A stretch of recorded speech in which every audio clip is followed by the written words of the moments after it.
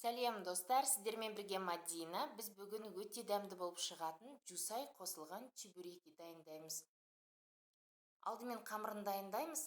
Ыстық судың үстіне 1 шай қасық тұз салып, жақсылап араластырамыз. 3 қасық көлемінде майды құйып, оның үстіне ыстық суымызды құйып, жақсылап қамыр қылып илейміз. Қолдарыңызды байқаңыздар, күйіп қалуы мүмкін. Бізде осындай өте әдемі қамыр пайда болды. Пакетке салып 30 минутқа қойып қоямыз. 3 жұмыртқаның үстіне жарты шай қасық көлемінде тұз салып, жақсылап араластырамыз. Тапамызға біраз май құйып, жұмыртқаны салып қуырамыз.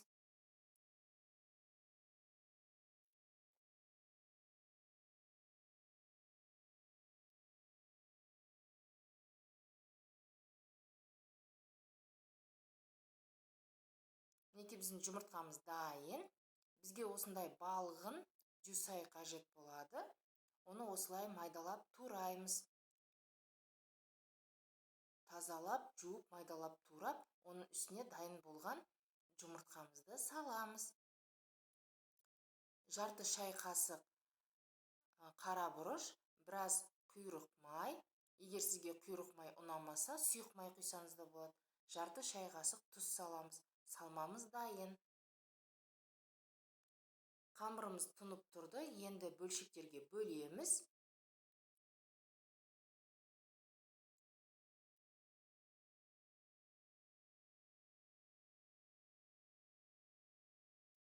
Менде 12 дана шықты.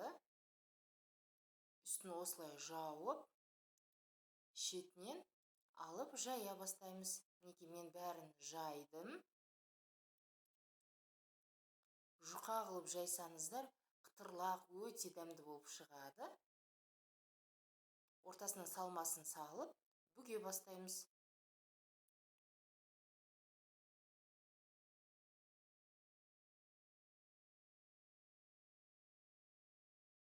Шетін осындай шанышқымен бастырып шығамыз.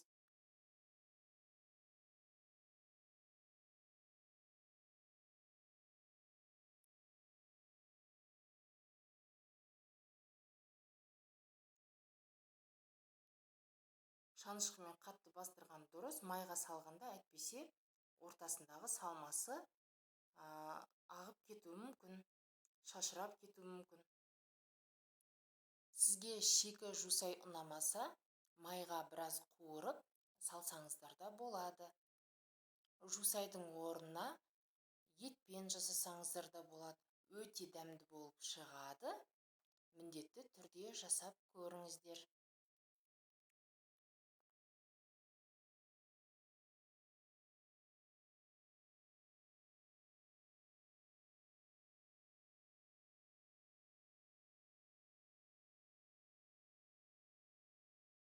Қараңыздар, өте әдемі болып түйіліп шықты.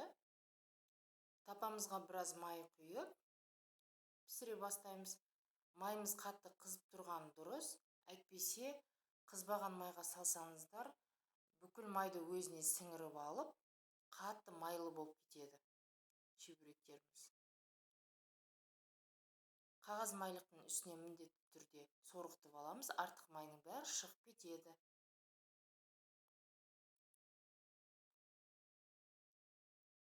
Мінекей бізде дайын, өте дәмді. Қараңыздар, қандай керемет болып пісіп шықты. Өте дәмді, жеңіл тағам. Сіздер де үй жағдайында осылай дайындап көріңіздер.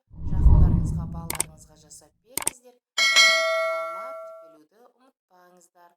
Видеоны соңына дейін қарағандарыңызға рахмет.